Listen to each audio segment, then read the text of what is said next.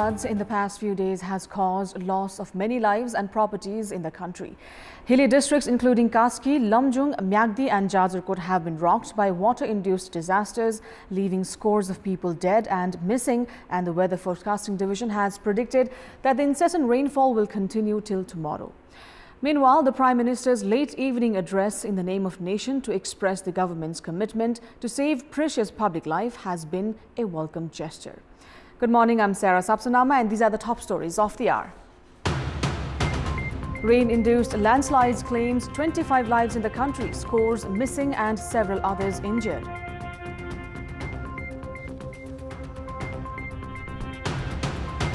Transport entrepreneurs refuse to abide by the government ruling to operate vehicles, demand compensation for lockdown period.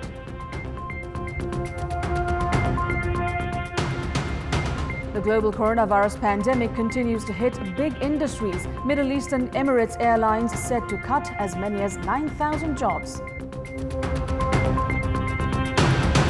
And La Liga leaders Real Madrid 2 wins away from clinching the season's title following a 2-0 victory over strugglers Alaves.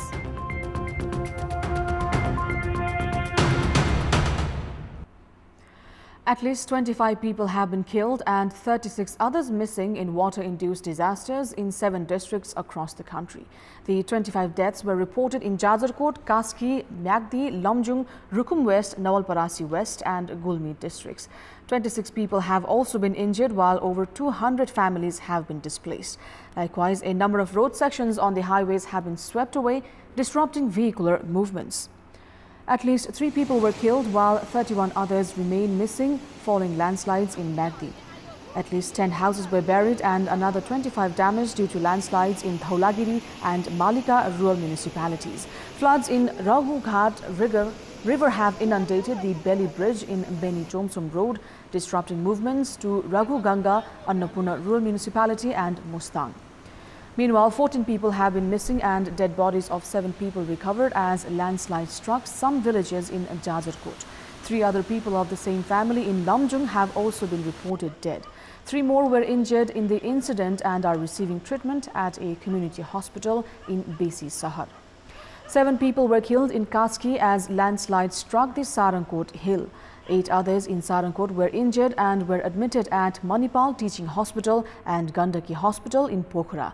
In another landslide incident, a 70-year-old woman identified as Hemkali Adhikari of Hemja Kaski lost her life. Another man from Leknath in Pokhara identified as 26-year-old Durga Bahadur Sunar was also killed in the landslide. Landslide also claimed the life of Sita Nepali and her 6-year-old son in Rukum West.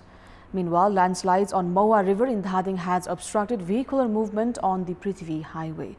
Another house was swept away by landslide in Barabise of Sindhupalchok. 1 more house was buried in Dolakha's Jiri due to landslide. Local police have said 4 houses in the area are at high risk of landslides. Meanwhile, Prime Minister KP Sharma Oli addressed the nation yesterday evening. During his address, the Premier said that all the government efforts at the moment were directed towards saving the public life and water-induced disasters. Premier Oli also said that the time was not appropriate to indulge in internal political conflict and the government was fully committed for the well-being of its people. Moving on, the nationwide coronavirus cases has been decreasing in recent days, while the infection cases in the capital has surged. Of the 4,806 PCR tests conducted yesterday, 118 positive cases were recorded. Kathmandu registered 28 new cases, Lalitpur reported 13 and Bhaktapur 1. 11 new cases were detected in Surkhet and 8 each in Tanahu and Sadlahi. The latest cases have taken the COVID-19 infection tally in the country to 16,649. Among these cases, 8,011 have registered full recovery. Meanwhile, 23,000 in fact, and 910 people are now in different quarantine centers. Likewise, 8,070 infected individuals are in various isolation centers. Now, transport entrepreneurs have defied government's decision to lift the restriction on short route public transportation, stating that the government has failed to address their demands. The government on Thursday had announced the lifting of restriction on short route public transport by observing safety measures. Meanwhile, the transport entrepreneurs have put forth a 5-point demand that states reduction in interest rates, reduction in tax and insurance, extending time for payment of loan installment, among others, and have claimed that the additional 50% increase in fare is not sufficient to cover their losses. The central bank is all geared up to introduce monetary policy for the upcoming fiscal year, with plans to bring relief packages to small and medium-scale entrepreneurs. In an interaction hosted by Kantipur television on the government's forthcoming monetary policy earlier yesterday, the central bank governor Mahaprasad Adhikari viewed that the policies are targeted towards the plight of small and medium-scale businesses, who are facing financial crunch to clear loan installments, among others. Governor Adhikari added that monetary policies are also targeted towards minimizing the effects of COVID-19 pandemic on national economy. Now, reconstruction works of the historical Rani Pokhari in the capital that dates back to 350 years and holds immense archaeological significance has reached its completion phase. We have more in this report. The Rani Pokhari was completely destroyed during the 2015 April earthquake, while the ensuing disputes regarding its style of renovation had considerably delayed the reconstruction.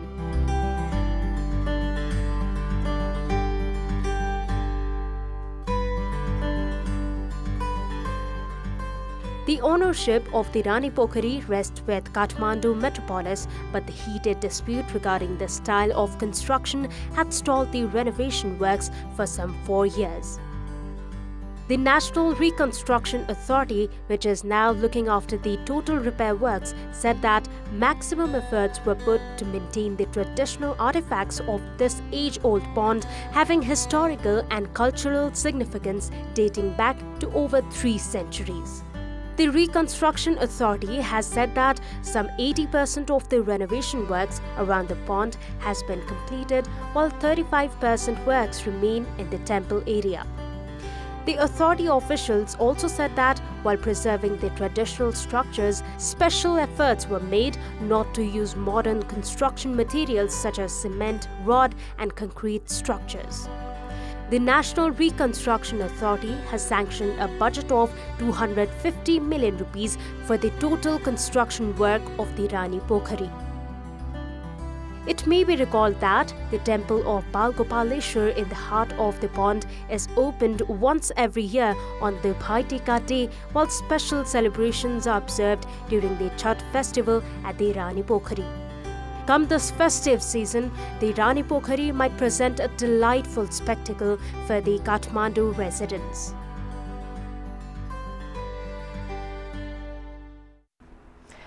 Now, private colleges have started taking admissions for grade 11 even as the results of SEE are yet to be published.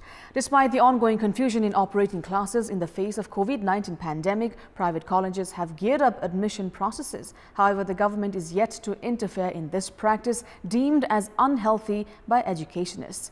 We have more in this report. The results of SEE exams can determine the course selection of students in grade 11. However, the exams this year were cancelled due to the COVID-19 pandemic. With the government decision to provide SEE results on the basis of internal evaluation, efforts are now underway to publish the results in the next 3 weeks. However, some of the reputed and leading private schools have proceeded with the online registration and admission of grade 11 students. Likewise, the colleges operating A-level have already admitted students. Meanwhile, some other college operators have flayed such admission process initiated by the private colleges, especially in the capital. Parents have taken this scenario as eagerness on the part of private colleges to make money. The new school academic curriculum, which should have begun 3 months ago, remained disrupted, while there are lingering confusions over the ongoing online classes run by some of the private schools. The Education Act of the country has also prohibited schools from taking admission in a higher grade without the publication of results of preceding grade. The continued silence of the government and the local levels in the ongoing malice seen in education fraternity is deemed as highly unfortunate. As the current fiscal year nears its end, local level government offices have been flocked. In this context, we asked people in Parts 3rd District what should be done to end the practice of last hour rush seen to complete development projects towards the end of fiscal year. Let's take a look at what they had to say.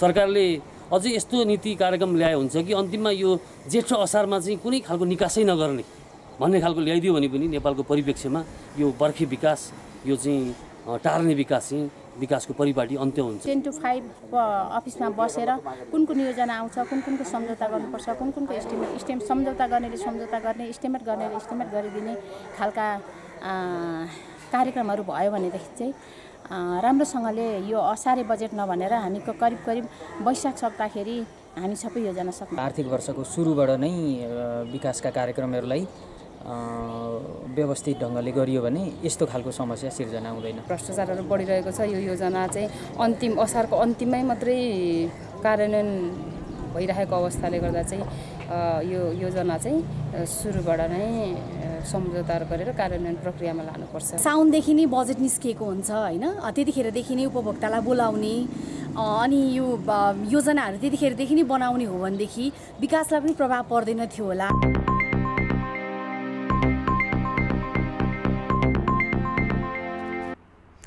Time now for our segment Public Pulse, where you text us with your opinion. Public Pulse.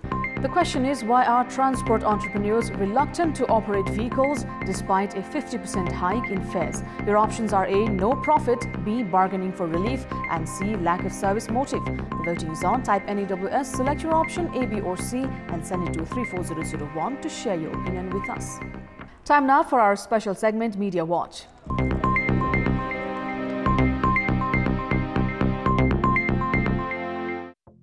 Chinese ambassador to Nepal, Hao Yangchi, called on executive chairman of the ruling Nepal Communist Party, Pushpakamal Dahal, at his residence in Kumaltar on Thursday. The Chinese envoy had already held separate meetings this week with President Bidya Devi Bhandari, Prime Minister KP Sharma Oli, and senior leader duo Jhalanath Khanal and Madhav Kumar Nepal of the ruling party. The recent active involvement of the Chinese envoy at a time of the intra-party dispute within the ruling Nepal Communist Party has raised quite a few eyebrows. Executive Chairman Dahal, along with senior leader duo Khanal and Nepal, are mounting pressure on Prime Minister Oli to step down from both the posts of premiership and chairman. The ongoing differences between the two chairmen have deferred the party's standing committee meeting several times recently.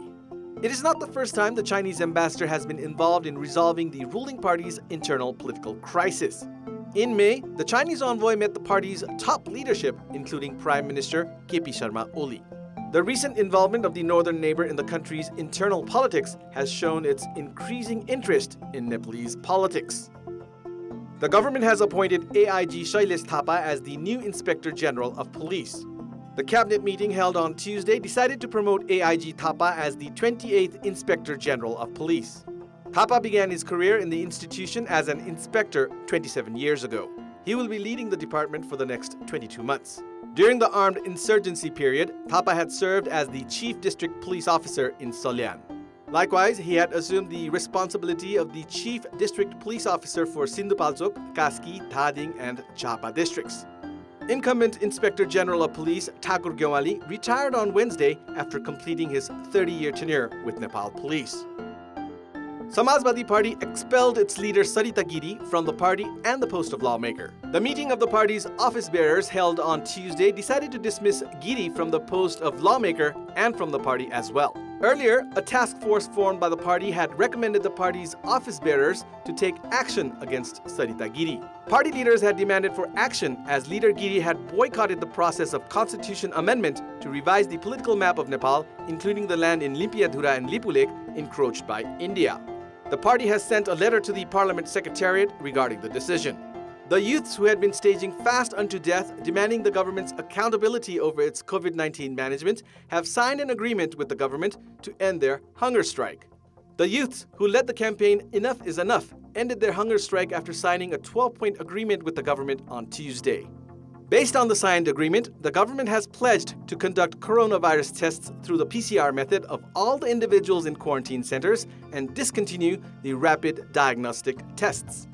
Likewise, the government has agreed to revise the COVID-19 health guidelines within a week's time to carry out tests through the PCR method of those at risk. Nepal's per capita income has recorded a noteworthy increase. According to the survey report released by the World Bank, the per capita income of the Nepalese has reached $1,090. The World Bank report states that the per capita income, which was previously $960, has now increased by $130. With the surge in income, Nepal has also climbed up from countries with low income to lower middle income group. The World Bank states Nepal is moving in the right direction to be listed under the middle income countries by 2030.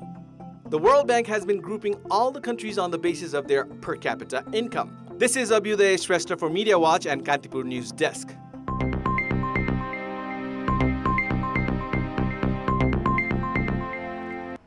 That's all for the moment. Thank you for watching. Have a great day ahead.